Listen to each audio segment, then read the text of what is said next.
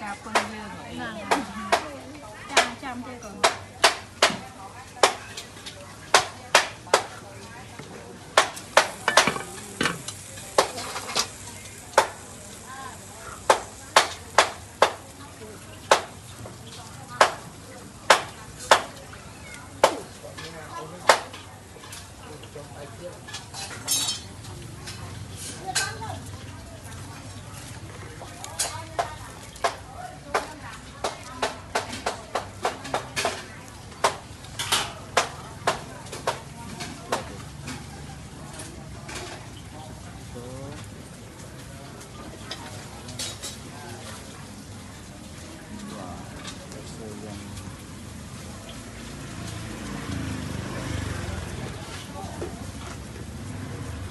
Còn thì giờ bọn mới ra đấy chứ.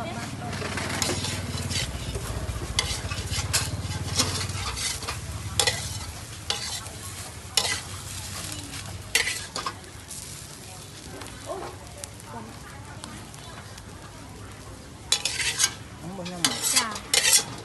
Đập lại không ngon ngon mà. Đập lại nhom mày. Nắng hai lại nhom hả? Thì giờ tới bây giờ phụ ở đây.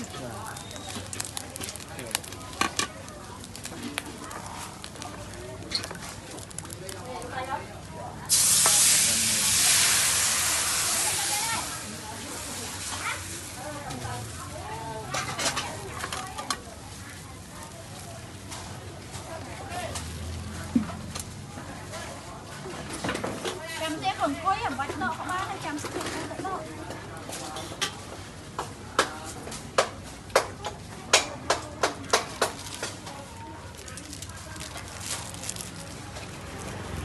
Con cho một tê đấy.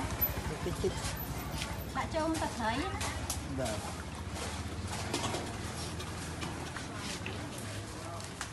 Bánh chào cho ăn này. Không mà cho ăn. Cái nó sẽ hot lắng này. Chắc. Sẽ hot lắng này.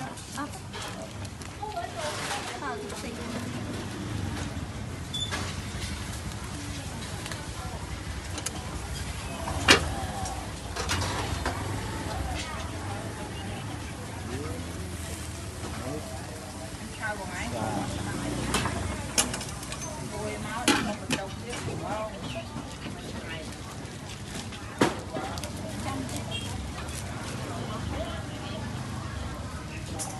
Đây chứ. Cũng là nó hai cha nữa.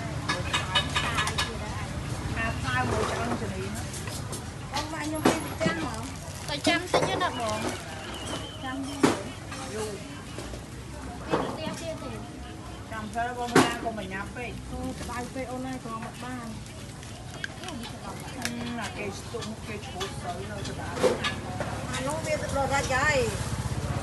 Ai nơi một lúc. Đây nơi tới cái áo một tô không. Chọc vào đảo bây giờ một sò sắc rồi cái đảo rồi. Dạ có một ai khơi nữa.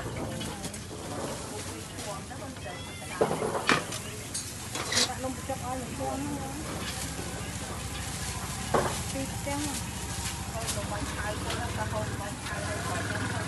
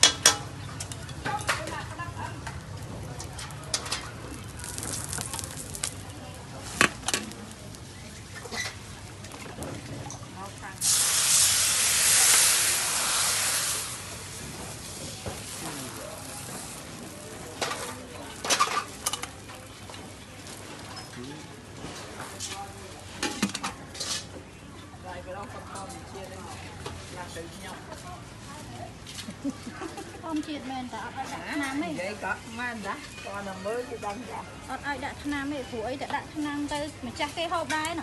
Mà chụp tới là người bạn. Lát con lẩu. You can come to buy. Lots of on the road. Yeah. So many.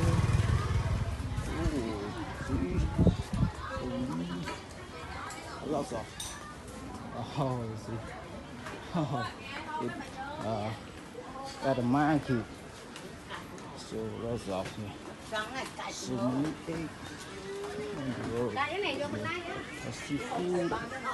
Oh, pork. Some yes sir. Something and there were a lot of. So amazing. So just come by the food. To see the food they buy. That so yummy. One box, only $1.25. $1.25. Oh, so cheap but so yummy. You see, so it's a lot of food here. Oh, so yummy. Oh, you can buy it what you like. Oh my God, so yummy food on the street food. Yeah.